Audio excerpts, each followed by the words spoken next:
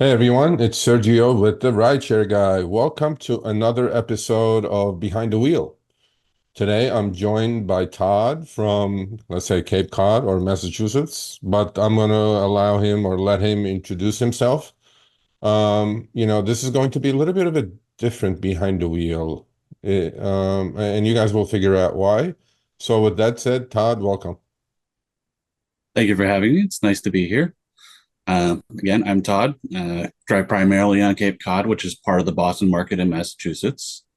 It is somewhat a more rural area, so I do have a lot of aspects to this that would apply to more of the rural drivers out there. Yet in the summer months, because it's a tourist area, I can see numbers and volumes that equal any city in the US. Yeah. Well, I actually, this is very good because I do get a lot of emails from smaller markets, right? And they go, hey, always talking to guys from Chicago, from Boston, from LA, from San Francisco. Why don't you talk a little bit about our problems? I'm like, look, this is not going to be a problem episode, people. This is going to be how this man in a small market hits it hard when it's time to hit it hard, and then what else he does. But before we get into any of that, give us a little background about you, what you did before you joined, Uber and Lyft. I'm assuming you're on both Uber and Lyft. Oh yeah. All right. And In other apps, I'm pretty sure. yeah. But we'll talk about that. But give us a little bit of a history, who you are, what you did before, why you joined, all that good stuff. So my background is in information technology. I've been doing help desk, desktop support, network builds, deployments going back 30 years. And then about 10 years ago, I got into the home automation industry, um, which, if you know anything about smart homes or how that kind of developed over the last several years, it used to be just like the old AV guys that you would see down at your local store where you'd buy the audio equipment for distributing throughout your house, etc.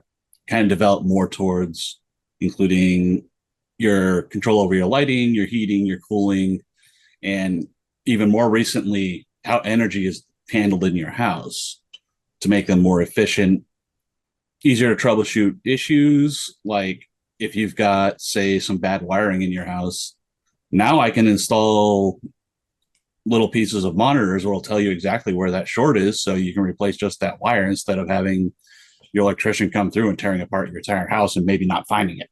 Yeah, yeah. I mean, I have mixed feelings about that though, Todd, because I think everything that we buy these days is made to break faster. And all this technology, like I have a lot of it in my house, right? And also for security reasons too, right? I'm sure like safety cameras and CCTVs and things like that people are installing nowadays, or the Ring camera, right? Everybody has a Ring camera these days. Yeah, So and then there was the big one a few years ago where they had their like massive data breach because several user accounts got hacked. yeah, So yeah, it's definitely an issue. And since I focus on the high end of the market, so I'm talking multi-million dollar houses, yeah, the stuff I'm dealing with all addresses that kind of issue so that there is as much security as possible going into these systems. yeah. Unfortunately, that comes with a price tag, which most people can't afford, and which is why you don't see them down at like your local Best Buy. Yeah, absolutely. Yeah. So give me the flavor of your market. I mean, like, well, obviously, when did you, by the way, start rideshare or gig So economy? Let's say started not rideshare. doing Uber a little over 2.5 years ago now. Okay. I had kind of reached a point with the company that I'd been working with of burnout, so I needed to kind of just take a break for a while and reset myself. So to make sure I had some kind of income coming in, it didn't matter what, and I wasn't going out of my mind sitting around for a month or two. Yeah. Decided to start doing Lyft, which back then that was when we still had the rate card in the area. So Yeah. that was a bit annoying just because of the fact that you could arrive at at your pickup spot, ask them where they're going, and be like, "There's no way I'm going there," and then you realize that you just drove 20 minutes to get to Yeah. them. Yeah. Well, that's the downside of these rural markets, right? I mean, the pickups are a lot longer than the city. I mean, in the city like LA, I'm not going to pick anybody up more than 5 minutes away, period. That's my rule of thumb, right? So how do you deal with that? I mean, look, you have a summer season that you said is as busy as any major city tourist season, but then you have an off season, you have an on season, it seems like to me, right? And Yep. and so you got in Uber and Lyft 2.5 years ago, which was, by the way, probably peak earnings, right? Coming out of the pandemic kind of a time, right? Yeah, it was Amazing just as it bonuses came out of the plus, pandemic, so that's why I was somewhat comfortable doing it. They still had the restrictions where everyone had to be masked. You could have a maximum of three people in the car. All yeah, that was still in place at the time. But um, but yeah, being in a rural area, all your trips are a longer distance than you might see in a lot of the inner city stuff, yeah, including pickup durations. So when I'm figuring out whether on the upfront fares on whether it's good for me or not, I have to take into account that yeah, that pickup is like 15 away, and then deal with that calculation on my time because it's kind of a yo-yo effect because the demand spots for high demand are in very small areas, yet where they live is pretty far out from that. So you're constantly going back and forth and yeah, having to take into account, does that time make it worth it? yeah, I'm blessed in that I've got one of the higher paying areas in Massachusetts. yeah, The only places that's higher than what we get paid here is literally Martha's Vineyard and Nantucket. yeah. Those guys pull in 150 an hour on a slow day. Wow. Yeah. By the way, what kind of car do you drive? I drive a 2018 Honda CRV, which I had actually bought 9 months before I had decided to start doing gig work, just because I needed the extra space for when me and my family go camping, etc., to make sure I got room for all the gear and not have to make multiple trips. Yeah. Perfect car. I mean, for rideshare Excellent anyway. gas mileage, comfortable. It's a nicely appointed interior, especially Yeah. considering it's a part of the fifth generation. I mean, I generally like small cars that can go really quick around corners. I've got absolutely no complaints with the CRV. Yeah. How long, by the way, you said 2.5 years, so how many miles you put in on that car in 3 years that you've had it? So I picked it up with just under 25,000. I am coming up on 100,000 now. Okay, it's not too bad. Um, so obviously some of the long pickups by the way, does Uber and Lyft pay for long pickups in your area? Uber, not so much. Generally, on Uber, if it's more than 8 minutes out, the math doesn't work out properly. So, usually, what ends up happening on those ones is if I take one that pulls me out of the hot spots, I then have to drive back and hope I pick up something else. Yeah. Lyft, however, they tend to throw more money at you for a longer distance pickup. So what a lot of people have learned if they're further out towards the edges where no one from Uber would pick them up, if they go on Lyft, there's a better chance they'll get a driver because the driver will get paid more just to drive out there to pick them up and then take them where they need to go. Yeah. So that's kind of why I make use of, in particular, Maximo. So I run both apps at the same time and allow it to handle the app switching when I'm on a ride or off a ride. That way, I'm off the grid with a minimum amount of um, interaction on my part. So I'm less distracted while I'm driving. And that also gives me the quick calculations for me to see at a glance while I'm moving if it's going to be worth whatever they're hitting me with is going to be worth grabbing or not. Yeah. So you had, when you started, you had the rate card on both companies, right? And Yep. then they both went to, do you have upfront fares on both companies or On both. Yep. We've had that for almost 2 years now. 2 years now? Yeah, it's about the same time as the whole nation got it. And what are your Yeah. impressions of upfront fares? It was definitely a pay cut. I saw my average income come down about 20-25%. Yep. Yeah, that's pretty much what we're hearing. So you're not buying into the hocus pocus that driver incomes are going up according to the CEOs. Oh, hell no. My own data from everyone else I've seen. No, it's been on a decline ever since the pandemic. Yeah, specifically, they cut the quests as well. That was, I mean, look, incentives used to be I don't know, mine anyway, 40% of some weeks of my income, right?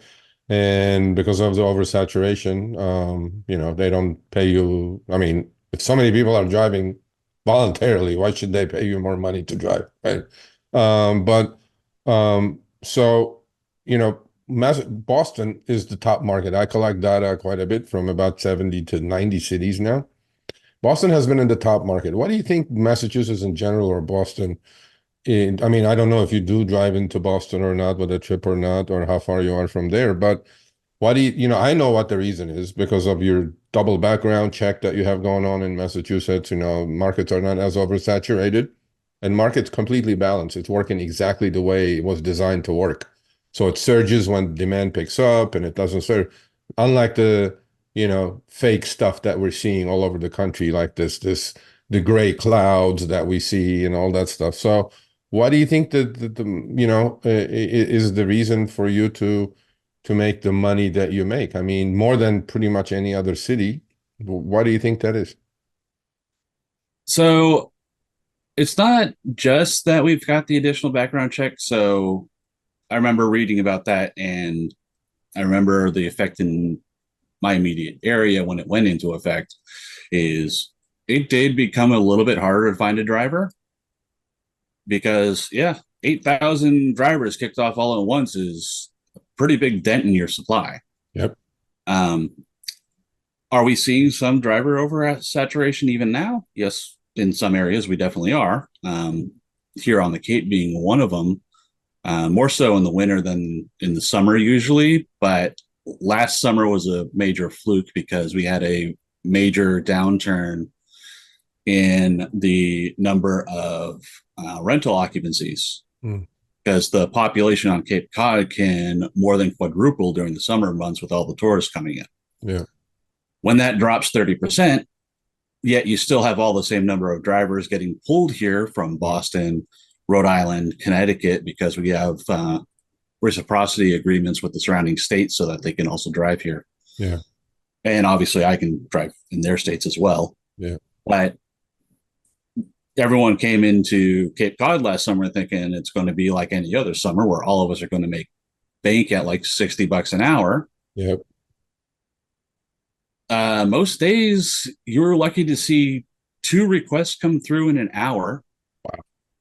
Never mind whether it's going to be good enough to pick up or not. Yeah. Yeah. And there was also nothing coming in on Trip Radar because everyone was snatching whatever came in first. Yeah. Yeah. And So we've got all that going on here. But the other part of why we're doing so well, from what I can see, because yes, we're having some of the same problems as the other markets. The cost of living here is so high, we're not getting paid enough to be able to really live around here. yeah. Like if you lived on the Cape and you told me you wanted to do this full time to support you and your family, I tell you you're nuts. Yeah. In the That's off right. season, you're lucky to average 25 an hour. And then if you've got a good on season, you could be 40 to 60, but that's only assuming that the other drivers are smart enough to look at what kind of demand there is down here Yeah. to see if it's worth them to come down. And they just come down anyway, thinking, oh, it's going to be busy down there. But Yeah. I mean, so give me your tell me a little bit about your typical day in the off season and on season and your patterns of driving, right? Obviously you figured out the rhythm of your city, but and you know your city well. And which is the most important thing. You got to know your market. If you don't know your market, don't cry about not making money. But obviously he's got an IT background. He's a smart guy. And not only that, so he applies. I know he does. We've been emailing for a while. He applies a lot of different apps to see what he's doing, to analyze his numbers. But we'll talk about that next. However, give me your typical day in the tourist season and give me your typical day and how many hours a week you drive. Like, do you become full-time in summer and part-time in winter, or how does that work out for you? so my typical day is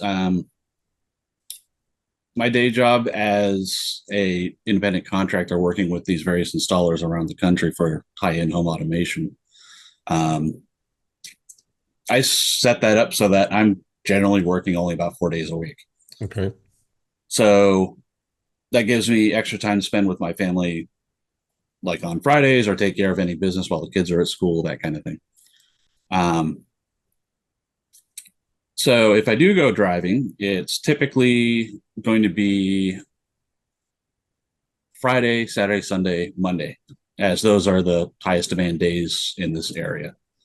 Whether it's the on season or off season, doesn't matter. Tuesday and Wednesday tend to drop off a lot just because less people moving around midweek. Who cares? So in the off season, usually if I want to get over 30 an hour, I'm kind of hoping that someone's coming from usually either Nantucket or Martha's Vineyard on one of the ferries, and they're trying to get a ride back up into Boston, which is an hour and a half trip. Yeah. That's typically on Uber 125 to 180, to just depending on where in Boston they're going and whether it's Uber X or Comfort, since I qualify for Comfort. Yeah. So even if I deadhead it all the way back on those trips, for 3 hours worth of driving, that's 40 to, or yeah, Yeah. 40 to 60 an hour. Yeah. Yeah. So it's absolutely worth those trips for 3 hours, and comes to 140 miles round trip. Yeah. I mean, once you're in Boston, right? I mean, we have a lot of successful drivers in Boston. I, in fact, did a behind the wheel with this Brazilian immigrant driver who's grossing a couple $100K a year, year after year. I mean, Boston is just an absolute beautiful market to be in. So you do somehow find time to drive, obviously, but give me a flavor, give me an idea, not exact, but I have his numbers. I have confirmed his numbers. I've seen him. But I want to hear it from him. Like give me like give me like your best month in summertime, tourist time, and give me your best month in the winter time just to see what the difference is. As far as when you say Best per month, hour, by the way, are you talking online hour? Are you talking active hour? What are we talking about here? when I say per hour, I mean from the time I walked out my door to the time I walked back in it. Door to door. Yeah. I love it. That's the So way it that should doesn't be. include, so my online time doesn't include the half hour that I spend cleaning my car before and making sure it's full up before I start my actual shift. So there's a half hour of that involved in the start of it. But yeah, no, I averaged my time from when I walked out the door to when I was back in. That's how you do it, people. Because you got to be real with yourself. Because, first of all, this is the only business, by the way, you can get paid to go home. If you had a W-2, you're not getting paid. You're sitting in traffic for 45 minutes cussing everybody out on the freeway. In this business, you can catch a trip literally taking you home. Not a bullseye, probably, but pretty close, right? So That's why your mileage deduction starts from the moment you leave your driveway to the moment you get home, because absolutely. that's billable time. So give me an idea. Give me like your peak in summer and give me your peak in winter. So peak month in the summer would be July, as July 4th is absolutely insane around here. Yeah. It doesn't matter how many drivers you get down here, you will never meet demand, and there'll be surges all day long. And it will taper off for the rest of the month, but not that much. So I can average between 45 to 55 an hour for that whole entire month. I hate you. Except for last summer. I was barely making 35 most of July last summer. No, and the only reason it was that high was because we did have an absolutely insane weekend leading up to July 4th. And then after that, just went dead with driver oversaturation. 90% of drivers will kill for 35. Let me tell you that right now. Okay. So especially door-to-door numbers. The way I look at it, if I'm averaging before expenses 25 an hour, I'm probably doing all right for this kind of business. Yeah. Yeah. So that's kind of what I look at as, if I'm not meeting 25, I'm either doing something wrong or I just need to not drive those hours. Yep, absolutely. So you have to figure that out. So I know you So also the winter is kind of closer to the 25, 30 on the best month. And that's typically February, since the schools around here take a winter break in February. So there's a lot of people moving around at that time. Yeah. Would you call yourself like a full-timer, part-timer? I'm closer to part time, even though in the winter I'll average maybe up to 30 hours because with it being the off season, obviously the bars all close way early. So even though I might log in or leave my house at 4, I'll be back home by 11:30 at the latest when Yeah. the last of the bars close. Um, During the summer, though, that can be closer to a full time hours if I do the Thursday straight through the Monday, just because of the fact that at that point the bars close till 1, and because there's massive amounts of college students living off their rich parents' money and partying all night. Yeah. There's house parties that can go to 3 or 4 a.m. Yeah. So particularly Friday and Saturday night, I could easily not be getting back to my house till 4 a.m. Yeah. Well, you're hitting it when it's necessary, and you're backing off when it's necessary as well. Yeah, I'll stay out there as long as there's demand. If demand drops off, I pack it up, go home. That's it. I mean, that's the simple business, right? I know you use a few other apps to make it safer for you to drive or to aid you or to compare you to some other drivers, in general in your city. So let's talk a couple of minutes about those. So how many, let's say third-party apps? I know, okay, so you're on Uber, Lyft. Obviously, you can do Uber Eats. Are you on DoorDash? Are you on any other apps? So DoorDash does have most of the delivery market for food around here. However, their wait is like 3 years plus at the moment. Wait list, yeah. Yeah. And then the other one I drive for is Spark. Okay. So there is Spark delivery as an option, which in the off season, I definitely add Uber Eats and Spark into the rotation because, hey, $20 for a delivery is $20. I'll take it, Yep. especially if it only takes me 20 minutes or more. Well, that's using all the tools in your toolbox, right? So let's Exactly. talk a couple of minutes about your third-party apps that you use to figure all this out. I mean, obviously you're good with numbers, so you like numbers like me. And I mean, I I don't know if like you talk to data, a not lot of necessarily drivers. numbers. I don't know if you talk to a lot of drivers because it's a solitary business. Most drivers don't talk to other drivers unless they go to the airport or queue or whatever. But I mean, I talk to thousands of them, and to me, you learn a lot from other drivers. And but let's talk about the apps that you use. So I do actually talk to a fair number of my local drivers, not Okay. necessarily the guys who come in the summer from nowhere. Be like, I'll hit up a conversation, which is like, hey, so what are you seeing for numbers down here compared to where you're from? Yeah. Just to get an idea of Yeah. whether they're actually making a right choice or not, which last summer was no, they weren't. Yeah, obviously. Well, that But was an anomaly, though. That's an anomaly. I think it'll be fine this summer again. So, the way that the rental market is looking right now, it might be similar, but not quite as bad. I mean, there's more inventory available this year, yeah, but bookings are still down. yeah, I mean, if you decided to vacation here, it's going to be cheaper for you. And there's availability everywhere right now, even July 4th.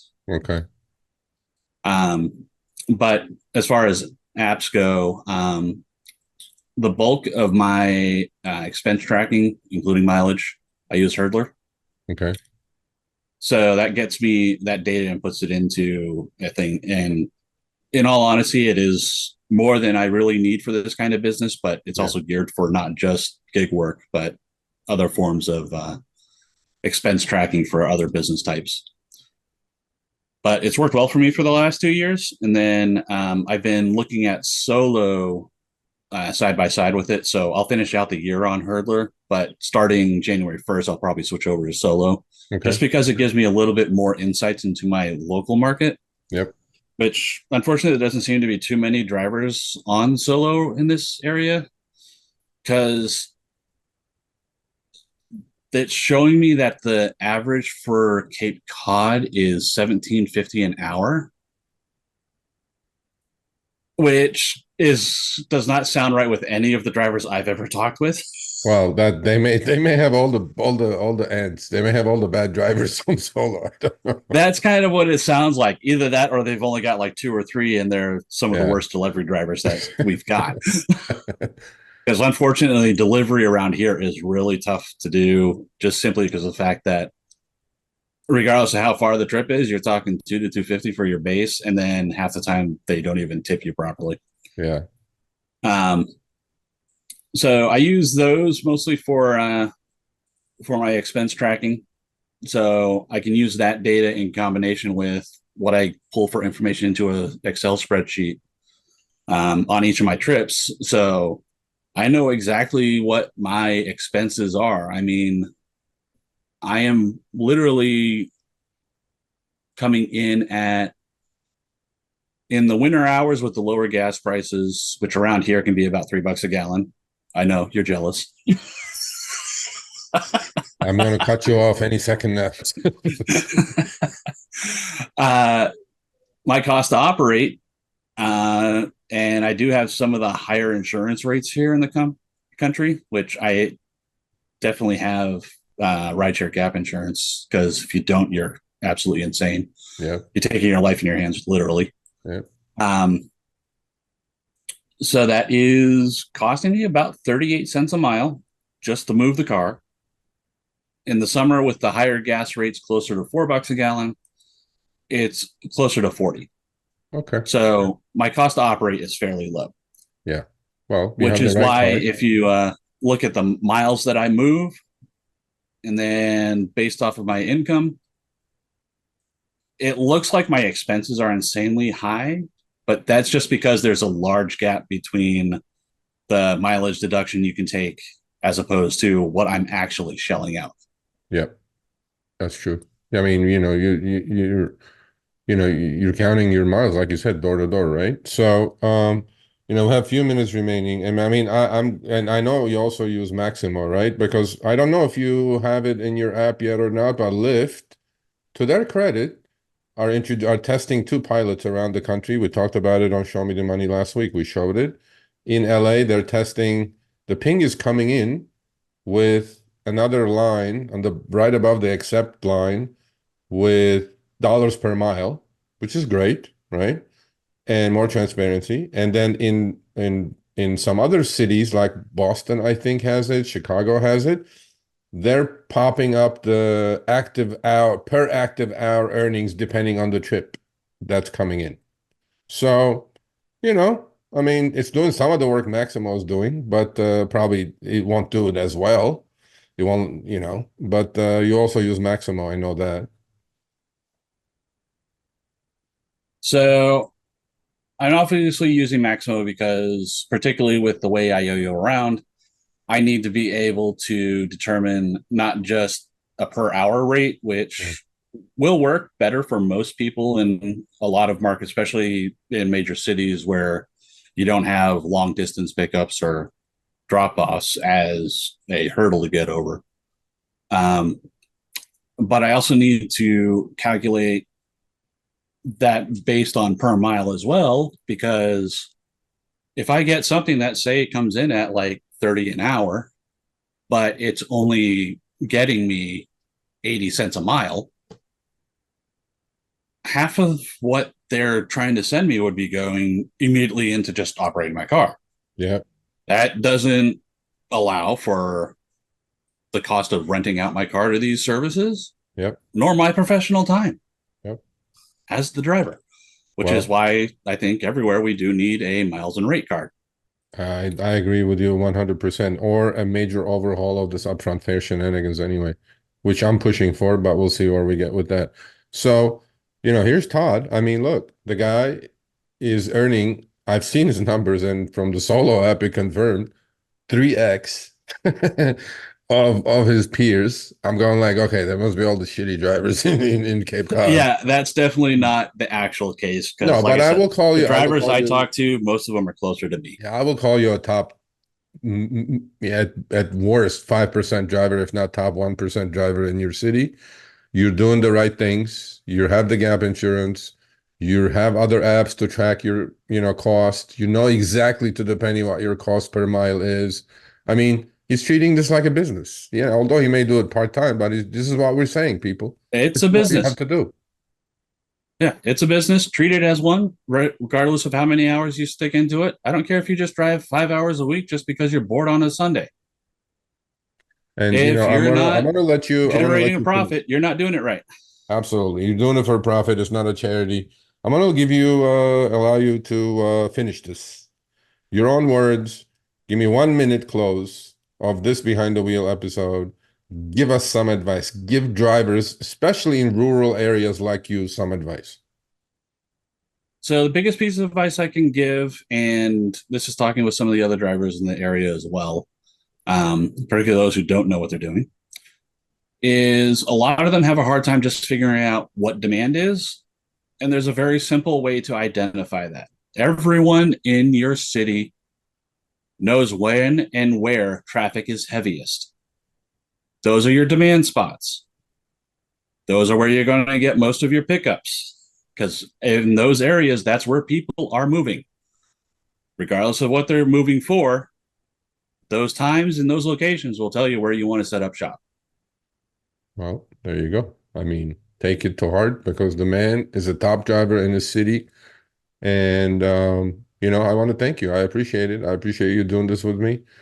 We'll put this up and hope you guys learned something from it. I mean, it's not all hate. There are successful drivers around the country, especially those Boston guys. I hate those guys. They send me screenshots of all the $30 surge. I go like, last time I saw that was like 5 years ago on 4th of When July. I'm in Boston, I actually rarely see that $30 surge except around the TD Garden. And that's when a game's letting out, in which case none of us want to go there anyway Yeah. because they block off roads around the stadium. Yeah, I don't know, man. You guys have a good market. I hope it lasts. Although I don't want to be a downer, Debbie here, Debbie Downer. There is legislation Uber is trying to pass, just like Proposition 22 in California. Please fight against it. Your markets will die if they Yeah, pass. vote no on the independent contractor question. Yes. That thing sucks. Yep. Vote yes for the um, right to unionize and collective bargaining. Yep. Because that's That going to will be the get us path. something similar to Washington State. Absolutely. That's going to be the path. Please, yeah, if you're watching this in Massachusetts, kill that Prop 22 clones. There are five of them are on the ballot. But, here's Well, Todd. potentially five of them. One of them will get through, depending on what the judge says is actually Yeah, we don't viable. want any of it. None of it. Let me tell you. So Yeah, here's that's why I Todd. take every opportunity I can to educate my drivers on those questions. Please do join Facebook groups, social media. You guys, smart guys like you in Massachusetts need to take leads and do it. So here's Todd from Cape Cod. He kills it. He enjoys it. He loves what he's doing. It's not all bad, people. It's not all great, but it's not all bad. And Todd, thank you for doing this. I appreciate it. Yeah, you're welcome. And I hope everyone learned something from this. Thanks for watching this episode of Behind the Wheel on the RideShare Guy. We've been doing these interviews for the past 6 months with very successful drivers from different cities around the nation. Click here for another episode.